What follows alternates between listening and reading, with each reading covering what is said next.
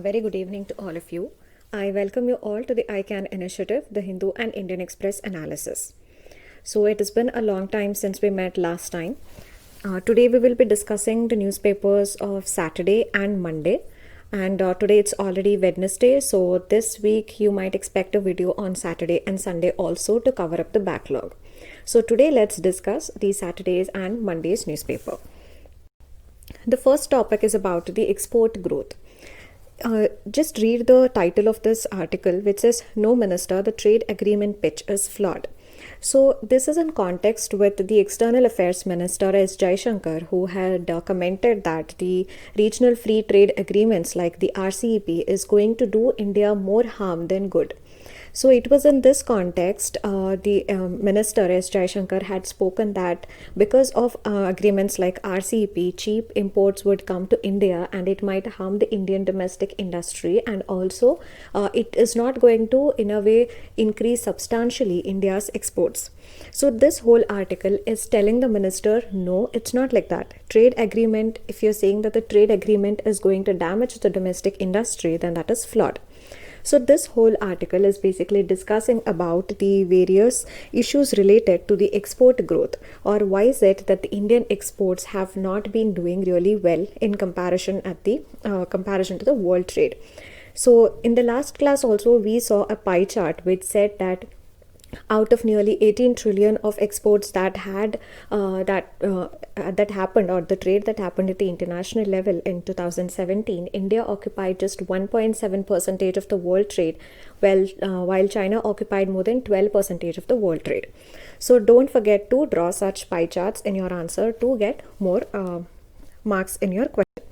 So this whole article is telling that the first reason why exports have not been doing really well in India is that India has a strong rupee. So India has been following a policy to ensure that the rupee does not slide a lot in comparison with the dollar. So if we say that the rupee is stronger in comparison to dollar, it means that our exports are going to be more expensive because our rupee is strong. So the real effective exchange rate has also increased by 20% since 2014.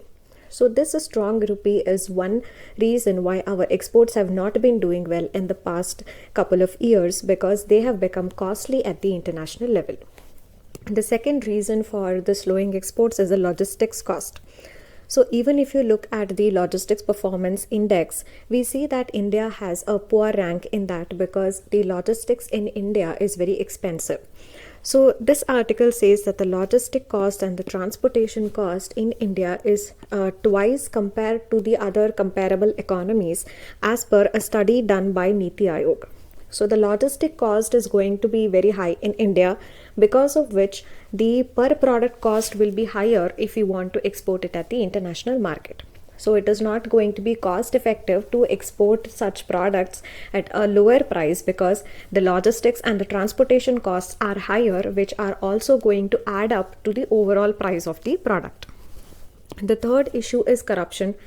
So India has been facing several corruption scandals. There have been several issues related to payment of bribes to seek any clearance for export and so on. So this is again another hurdle for the companies and the firms to be able to export at the international level.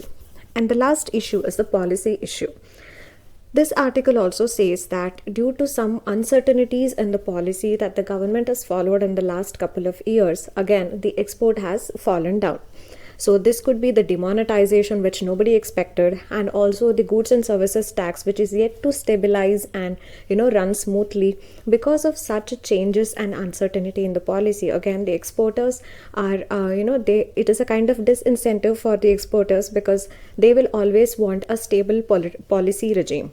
So if the policy keeps changing, the exporters don't have an incentive to produce more for exports. So such policy issues have also contributed to our slower export growth in the last couple of years. So this is what this article is saying, that why is the Indian exports low, and it is not because of any free trade agreements, but it is because of various issues that that the Indian economy itself is facing. Now let's go to the next topic. The second topic is about the RCEP analysis, which is again a part of your GS2 syllabus. So, this whole article again is first of all talking about the importance of RCEP. So, in the beginning, it says that RCEP is contributing to 30% of the world's GDP and 28% of the world's trade. And the most importantly, 44% of the trade, overall trade that is happening, is among the RCEP member countries itself. That is, the intra RCEP trade has a very high percentage, which is 44%. This shows how strongly knitted the members of the RCEP countries to one another are, and how serious they are to increase the trade relations with one another. So all of this is contributing to increasing what is called as a regional value chains. So at a time when the world as a whole and the trade at the global level is now shrinking because of the COVID-19 pandemic, the importance of developing a strong regional value chain cannot be neglected or cannot be further said. So it is very important to have stronger regional value chains, and this is precisely why RCEP is very important. The second reason is the tariff liberalization. So the RCEP member countries have come together and they have agreed that they will go for tariff liberalization. So their non-tariff barriers are going to be reduced, and they will cut down the tariffs for the trade between the two countries, and tariff elimination is also aimed at in the future. So this is another reason why the RCEP as an agreement is important, because the member countries are serious enough to reduce substantially the tariff and also go on the way of tariff elimination. The third reason is a non-discriminatory. The RCEP is an agreement which is non-discriminatory in nature when we compare it to the Trans-Pacific Partnership. So earlier, the Trans-Pacific Partnership was proposed by America, but later on it withdrew it. Had Trans-Pacific Partnership come into existence, TPP would have been the largest free trading bloc and not RCEP. But TPP was very discriminatory. It included various issues like labor and the environmental considerations and anti-corruption considerations to be able to liberalize and open up the country for trade with another country. So the other countries' track record on labor, environment, anti-corruption measures would also come into picture on how one country is liberalizing or opening up its borders for trade with the other country.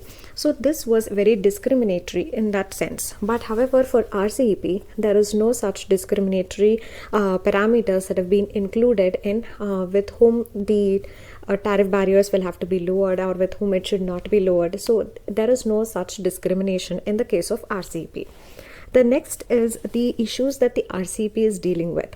Apart from the traditional issues that the RCEP is dealing with, RCEP will also be dealing with some of the critical issues which are at present being discussed and negotiated at the World Trade Organization (WTO) level, but the discussions are not going much further.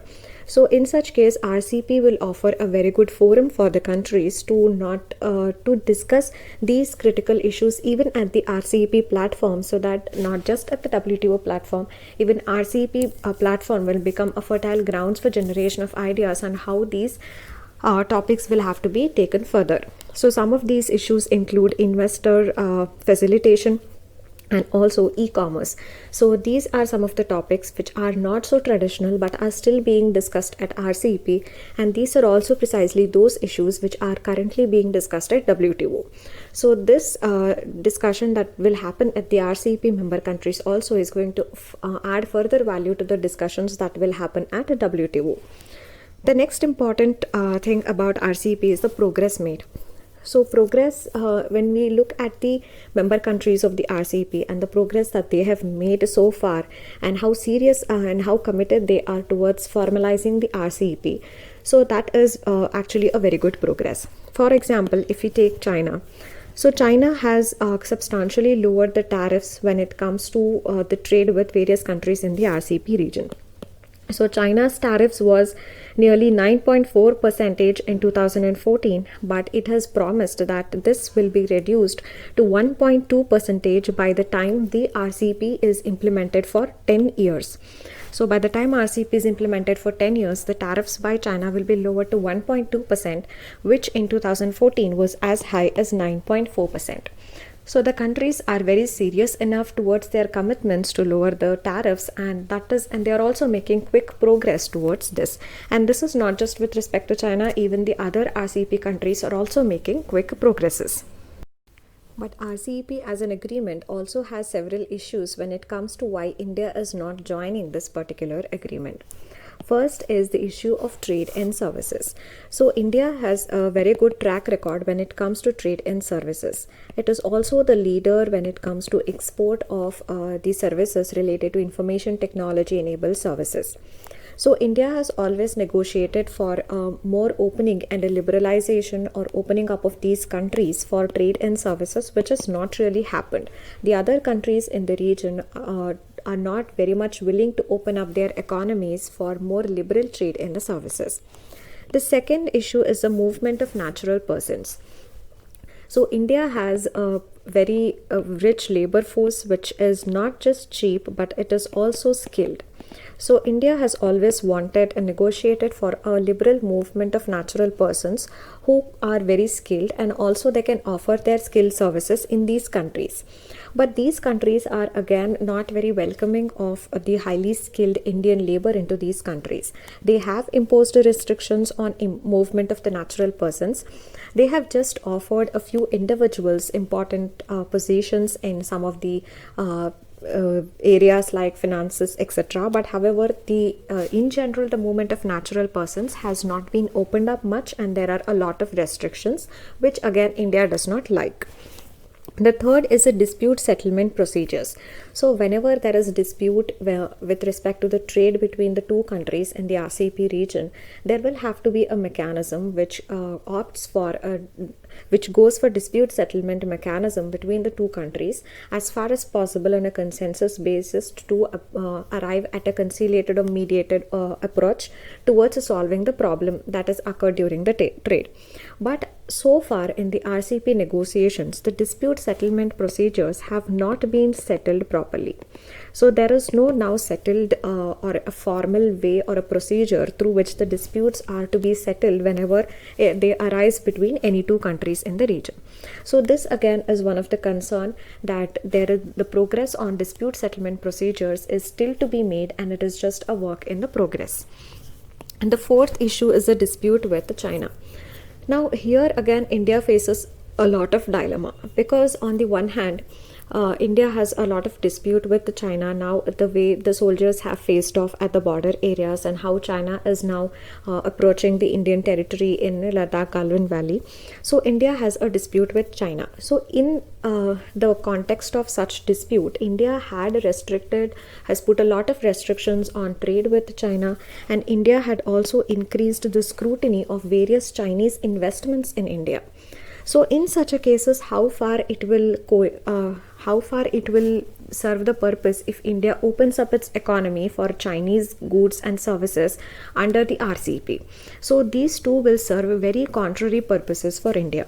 On the one hand, to protect India's interests against China's, India is imposing restrictions on trade with China and is also putting investments coming from China under very stringent scrutiny. But however, if under RCEP, if India becomes a part of RCEP and opens up its borders for more liberal trade with China, so these two are going to be poles apart, and they will be serving two very different contrast purposes, and in which case it will come out as India does not have a coherent policy when it comes to dealing with one country. Another issue, and the last is the Atmanirbhar Bharat. So now that the COVID pandemic had struck the world over, the countries are now aiming towards more self-reliance and self-sustenance. So in such a case, India has launched what is called as Atmanirbhar Bharat package, where India is going to aim for self-reliance. So on the one hand, under Atmanirbhar Bharat, if India is trying to achieve self-reliance and then reduce the imports from other countries, reduce its dependence on other countries for imports. But on the other hand, if India becomes a part of RCEP, it is going to invite more imports into India, and maybe in these areas of imports, India is going to remain dependent on these countries in the region. So these two again are serving two contrary purposes. One is the Atmanirbhar Bharat initiative, which says that we have to be self-reliant and we should not be dependent on imports. But on the other hand, RCP will demand India to welcome more and more imports, which will also lead to development of more dependency for India. So these two again are working at two contrast purposes. So this again is whether do we have to now focus on developing domestic value chains, or should we have to strengthen and develop the regional value chains. So this dilemma is also there, which is one of the issues that India is facing. So this was about the RCEP. Why is it important, and what are all the issues that India has, and why is India thinking so much when it comes to joining the RCEP? Now let's move on to the next topic. This is the topic on India's banking sector issues, which is again a part of your GS3 syllabus. So this is a small topic which says that first of all there are several issues that the Indian banking sector is facing. We saw the other day about the rising non-performing assets that have been worsening the issue that the banking sector is facing. How the views of Geeta Gopinath we saw the other day. We also saw the Arvind Panagaria's report, or the book, that is saying how the Indian economy as such is affected. So we also saw the RBI's financial stability report and what it says about the worsening status of the Indian banking sector, about the rising non-performing assets, and how the assets of the bank or the balance sheet of the corporates are getting stressed on the one hand, and the banks are again stressed on the other hand because of the rising non-performing assets. So that is why RBI had appointed an internal working group on some of these reforms, and this internal working group has now made a suggestion that some of the very well performing non-bank financial institutions, NBFCs, should be converted into banks. So this is what the RBI appointed internal working group has now suggested or recommended, because India has as a diverse country has diverse demands when it comes to lending.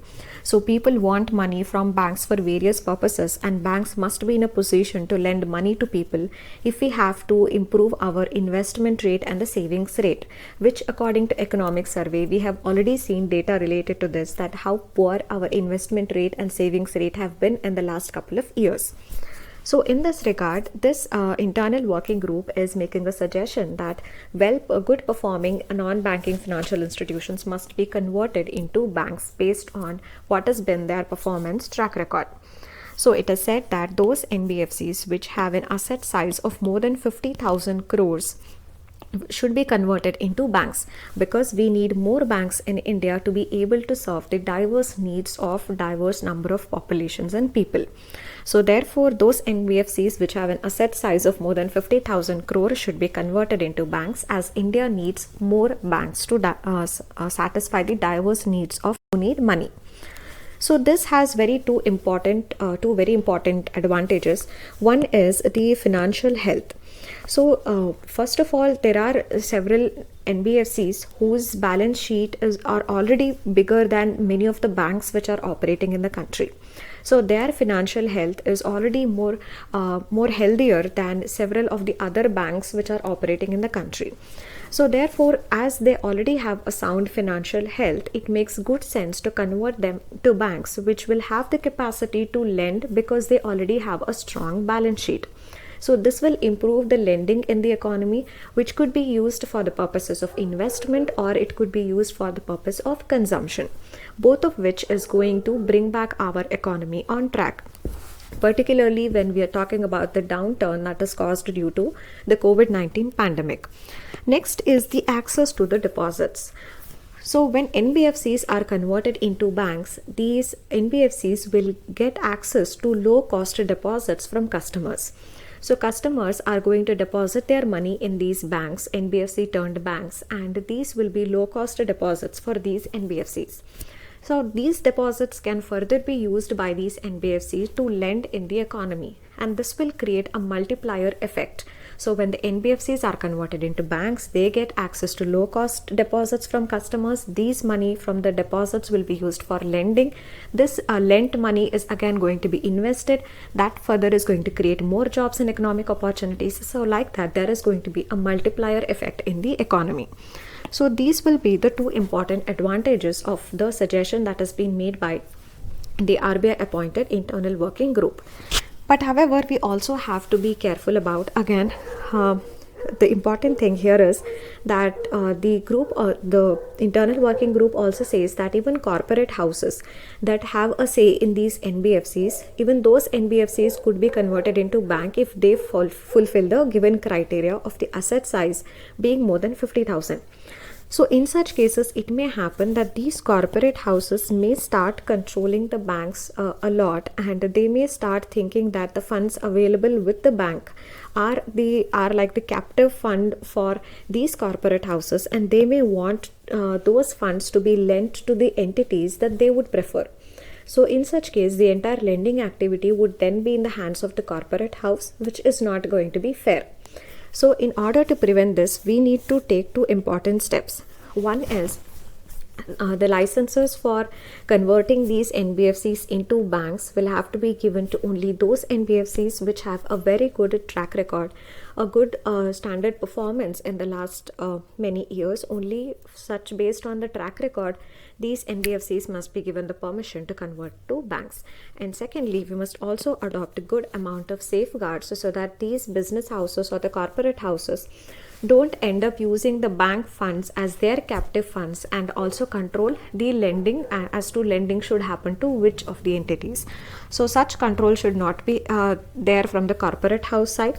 So for this, we have to also take a lot of safeguards. So this was a small topic about the suggestion, what pros it is going to have and what can be the pitfalls, and what suggestion, that is what safeguards we must take is to prevent the corporate houses from having a say in the lending. And secondly, we must also give the license to only those NBFCs purely based on their track record. So now we move on to the next topic. This topic is about the agriculture sector, which is your part of your GS3 syllabus. So this article had a line in it which could as well be asked as a direct question in itself.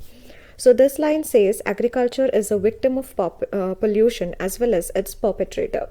So this itself can be a question statement, and you may be asked to elaborate upon this in your GS3 paper. So now let's see how agriculture is a victim of the pollution, and also then how agriculture is a perpetrator of pollution. So as a victim of pollution, the most commonly what these days we are seeing is that because of the increasing particulate matter pollution, the 2.5 PM 2.5, and also the ground level ozone that is getting formed, because of this many studies have shown that the crop yields have dropped to a large extent. So this has happened because particulate matter is again, and ozone is going to interfere with the photosynthesis process, and therefore it is going to lead to a drop in the crop yields.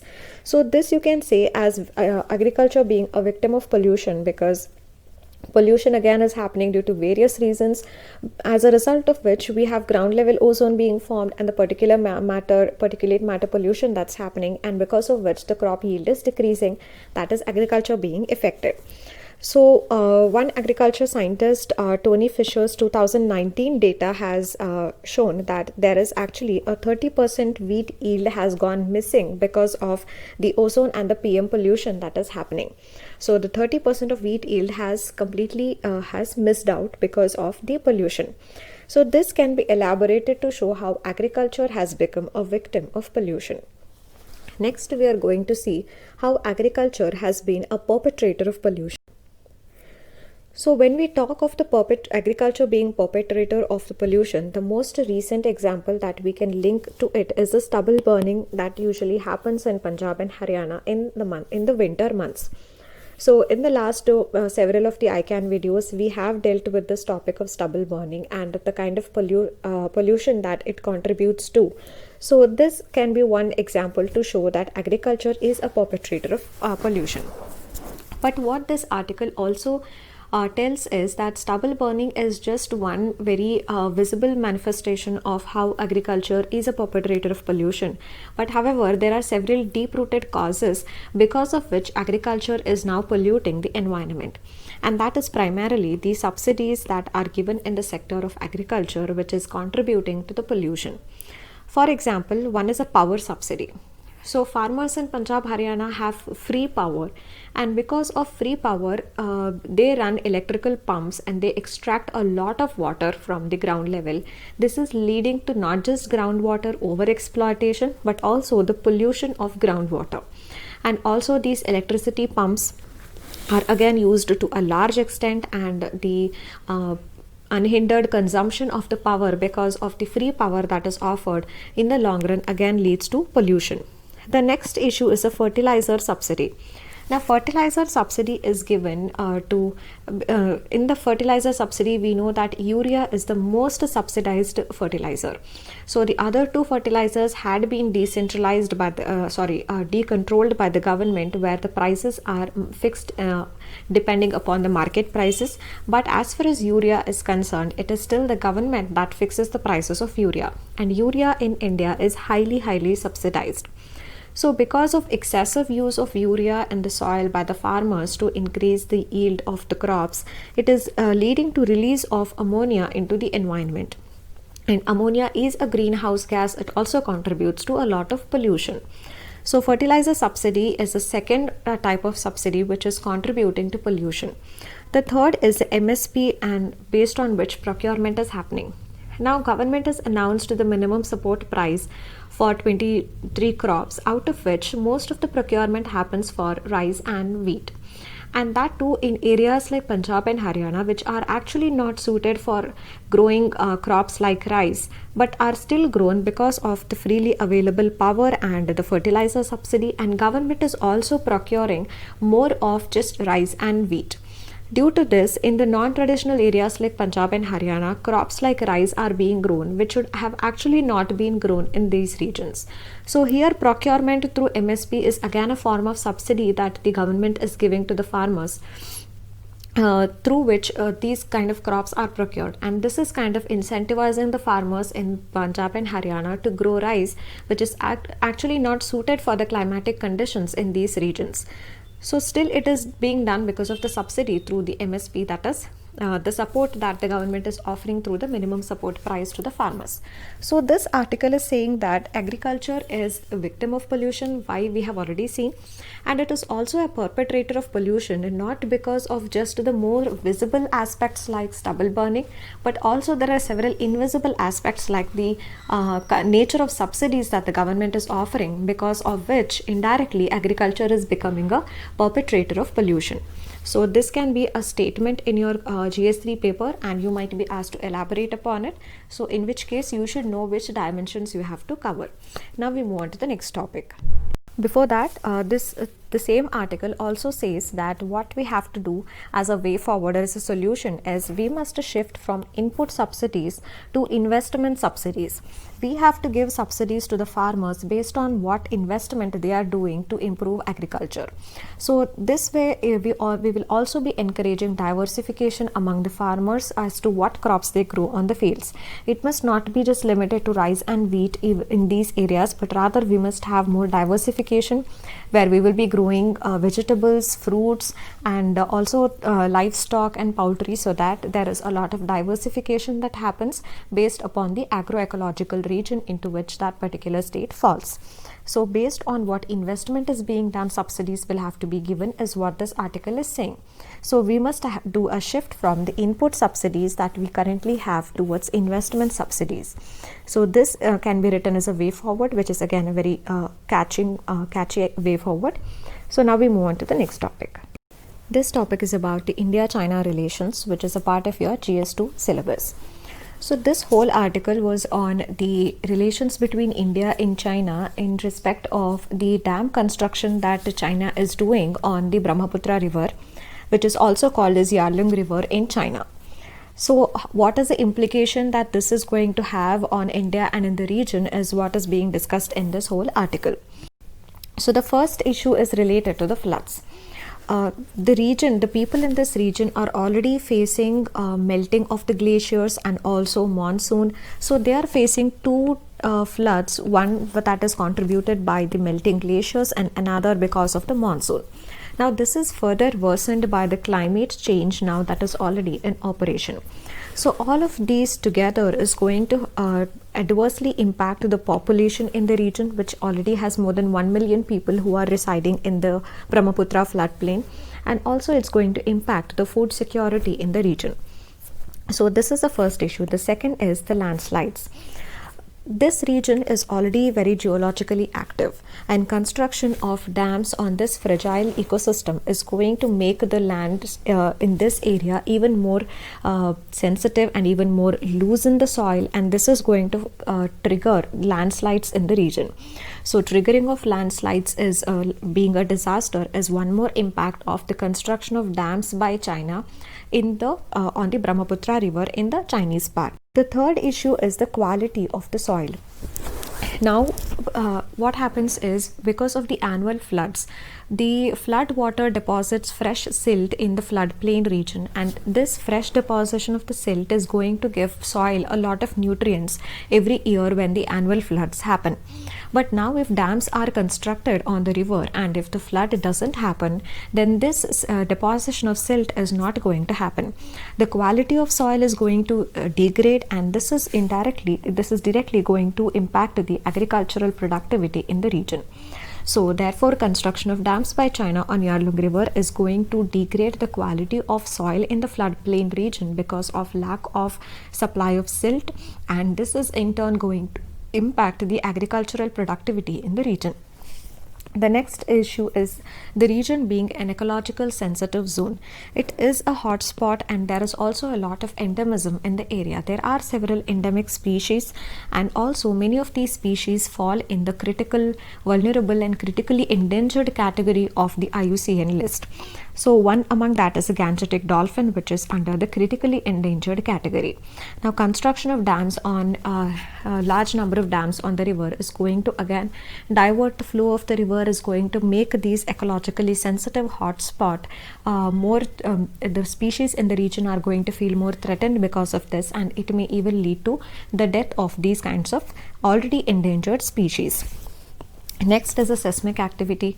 Now, construction of dam is no easy job, so it requires a lot of work that will trigger the area in terms of seismically. So seismic, even before we know that construction of dam activities actually cause a dam induced earthquake also, or a reservoir induced earthquake is also one of the types of earthquake which we already read during prelims exam. So even in this case, the China's construction of large number of dams on Brahmaputra is again going to induce a lot of seismicity in the region. Now, any earthquake that is caused in the region is going to be highly devastating, because even now there are already a lot of tremors that are happening because of the tensions and the Indo-Asian plate that is moving towards the north and is colliding with the northern plate. So therefore there is a lot of seismic activity, tremors that keep happening. So if this again contributes to this, a large devastating earthquake can take place. This will not only lead to loss of lots of lives, but also a lot of economical damage to the properties and assets. The next issue is a geostrategic issue. Now this is by far the most important issue, because this happened even during the Doklam standoff that happened between India and China in 2018. During this time, China stopped communicating with India about the information on how much water is stored in the dam or what is the flow level. So all of these hydrological data was being communicated by China to India on a regular basis. But during this Doklam standoff, China stopped this communication with India. So therefore, China, it may so happen that whenever there are some disputes between India and China going on, China might alter the flow rate of the river water flowing through these dams, which might cause flood in the lower riparian areas. So people in India who are in the lower riparian states, they might be affected because of the flow rate that the China has under its control because of the dams being constructed by China. So this could be used by China for its own serving its own geostrategic interests, which could well harm India's interests. So this was very much demonstrated in the Doklam standoff itself, and this can happen time and again because India and China have a lot of issues between them. So these are the various issues that present themselves because of the construction of the dams by China on the Yarlung or the Brahmaputra river. So in this case, the way forward that is suggested is that there has to be a decentralized network of check dams. So rather than having one large dam, can have several small check dams, and that is going to have a lesser impact on the geologically active region of the Himalayas. The second thing we can do is a water capture. So there are several low-lying areas in that region where the water can be absorbed, where water can be stored. Same is the case with the lakes. So we have to find out more such cushions which can absorb and store water in the region. So rather than going for one major and big dam which is going to have a lot of impact on the region geographically as well as demographically. Now we move on to the next topic. This topic is about the vulnerable sections, which is a part of your GS2 syllabus. This is an article on especially the manual scavengers and the issues that they face. And on the same topic, we have already discussed once before holistically, and I had also suggested all of you to go through a Rajya Sabha television video, the big picture video on the manual scavenging and what are all the issues. So that gives a very holistic coverage about the whole topic, and nothing more than that is actually needed for this topic. So that is very holistic and comprehensive. So this article is trying to tell, the name itself says machine hole. The reason being, what is otherwise popularly we call as a manhole. So it's a hole through which a man goes inside and he cleans the sewer and the septic tanks. But rather, this manhole should be replaced by what is called as a machine hole. So it should not be the man who is entering that hole, rather it should be the machine that is entering the hole. So this whole article was on that same thing. So recently, more than 375 workers in 2015 to 19 have died because of being, they have died due to suffocation when they are cleaning the septic and the sewer tanks. This is the data of the Ministry of Social Justice and Empowerment, which says that between 15 and 19, more than 375 workers have died due to cleaning in unhealthy conditions or in unsafe conditions these sewers and septic tanks. So recently, the government wanted to bring an amendment to the Manual Scavenging and Rehabilitation Act of 2013, whereby it says that only machines must be used to clean these kinds of septic tanks. That is, first, it has to be mechanized. There must not be any man who is going into the hole. The second is there has to be a 24/7 helpline which anybody can call and report violations in this regard. And thirdly, it must be the manhole, the word must be replaced by the word machine hole. So these were some of the amendments that have been suggested by the government under the Manual Scavenging and Rehabilitation Act 2013. In this regard, there are several issues. The first issue being the rehabilitation itself. So the Act does provide for rehabilitation of the manual scavengers. But however, if you look at various cities, the municipality does not do the task of cleaning of the sewer and septic tanks directly. Rather, the municipalities outsource this work to some private contractors. It is these private contractors who employ the manual scavengers and get the septic tanks cleaned. These manual scavengers do not maintain a list of all these contractors. The private contractors don't maintain a list of all the people who have been employed as manual scavengers. So therefore, we do not even first of all have a clear picture of how many manual scavengers are there. And also, these private contractors who have been outsourced to this job, they do not maintain proper rules of who all are employed under them. Attendance rule is not maintained under the private contractors. So the government, even if it wants to rehabilitate these manual scavengers, it will have to rely on the private contractors who do not have this list maintained at all. So we do not know the exact number of the manual scavengers in the first place to ensure their successful rehabilitation. Second issue is that the conviction rate is very poor. So even when these private contractors are employing the manual scavengers and they are many of these manual scavengers are also even dying because of suffocation in these manholes and not being provided with the safety equipments and gears. Still, these contractors have not been held responsible. The municipalities have not been held responsible. There have been zero conviction till date. So this means that no accountability has been fixed on anybody for such a blatant violation of the act and the rules. The third issue is the design of the septic tanks. So now this recent amendment is talking about mechanizing the whole thing, where instead of the man going into the hole, it would be the machine that's going into the hole. But the main issue here is that our septic tanks are designed in such a way, because they were designed at such a time where man was going into the hole to clean the entire dirt. So the septic tanks have not been designed in a way where the machines can go inside and do the cleaning up.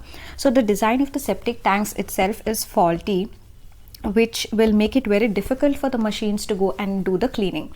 So this will remain a very important hurdle when we talk about mechanizing the cleaning of sewer and septic tanks. So these are the issues related to this. In this context, the recent measure that the Ministry of Social Justice and Empowerment has taken is actually a step in the right direction. So earlier what was happening was that the municipalities or the state governments were given the funds to ensure that the cleaning machines are installed, rather than the human going into the cleaning process. But then there was a lot of corruption, and these money that was meant for the cleaning machines actually the cleaning machines were never bought. So the funds were diverted for the other purposes. Now what the Ministry of Social Justice and Empowerment will be doing is the funds will be given directly to the manual scavengers. So because the funds will go directly to the workers, they will be responsible for buying the cleaning machines. So now the funds will no longer be with the municipal bodies or with the contractors. It will go directly to the workers so that they can buy the cleaning machines on their own. So this will prevent the diversion of funds. So this is in fact a good step that has been taken by the ministry. So this was about this article. Now we move on to the next topic. This topic is about the India-US relations, and particularly how it is in the climate change topic. What is the relation between India and US? So this is a part of your GS2 syllabus on India-US relations. This whole article dealt with the fact that now that the Biden administration will come up in America, which is going to give a lot of importance on sustainability and climate change. So in this context, what is it that India can do, and how India and US can strongly collaborate on the front of climate change in order to bring about some meaningful change, and as far as the climate change is concerned. So in that, what will be the areas of cooperation, what can be the potential areas of cooperation and the opportunity which both the countries together must capitalize in the days to come. The first is the similarity of the aim between both the administration. The United States has, under the Biden administration, Biden had already announced that $2 trillion are going to be spent for net zero emissions by 2050, which America is targeting. So this again shows how USA is giving a lot of importance to the topic of climate change. Similarly, as far as India is concerned, India has also announced its own targets in the Paris climate change of the Paris climate talks of UNFCCC, and it has also its own targets, like 30% of electric vehicles must be there by 2030 in order to reduce the consumption of polluting fuels like petrol and diesel in the vehicles. It has also set a target of 4.5 lakh megawatts of electricity that has to be generated from the renewable sources. So these are the targets that India has set for itself, and America has also set the targets, which both of the countries have set ambitious targets to reduce the emissions and to attain more sustainability in the future. So because of the similarity in the aim, it gives both the countries an opportunity to cooperate in this regard in the future. The second area of cooperation is the Kigali Amendment. So this Kigali Amendment is proposed in the Montreal Protocol. So this amendment, again, India and USA can both take the lead, and they can ratify this amendment to the Montreal Protocol, which talks about the hydrofluorocarbons and the way they are very much harmful to the ozone. So the harmful rays of the sun will penetrate down to the earth because of the damaging of that layer due to the hydrofluorocarbons. So in this regard as well, the United States and India cooperate. Next is the research and development priorities. India's Science, Technology, Innovation Policy of 2020 also talks about investment in low carbon technology. So this is again India's aim to invest more in low carbon technology in order to reduce the carbon dioxide emission in the country. Even USA has set a target of $300 billion, which has to be spent on climate change research and development. So when we talk of the low carbon technology, so these technologies would include green hydrogen, carbon dioxide removal technologies. So these are the key areas which will reduce the presence of carbon dioxide in the atmosphere, and will also take out the carbon from the atmosphere. So on all these front, we need to develop low cost technology, and this is another area of research and development where both India and United States can cooperate. Next is disaster resilience. So when we talk of climate change, the occurrence or the frequency of extreme weather events, disasters, is only going to increase in the future. So we must make sure that our infrastructure, be it power, roads, rails, etc., are resilient to such extreme weather events. So this on the infrastructure front and how to make them disaster resilient is one area where we can cooperate. And also in the case of frequency of such disasters increasing, we may also have to accept this idea of disaster risk insurance, and this is another area where both the countries can cooperate. So this whole article was on how both the countries can cooperate in what areas on the front of climate change. So this is the question that we'll take for today. What ails the Indian banking sector? Give suggestions to improve. It's a 15-marker question for 250 words. So as many people as possible do try attempt the answer, because banking sector is very much in news now because of the downturn in the economy, and also various reforms that have been suggested in the banking sector, which we even recently today itself saw about the NBFCs and the NPAs of the banks rising because of the COVID pandemic and all that. So this is an important topic for this science. These were the other articles that weren't important from the point of view of exam, or which we have already covered later and there was no material in there. So that's it for today. Thank you.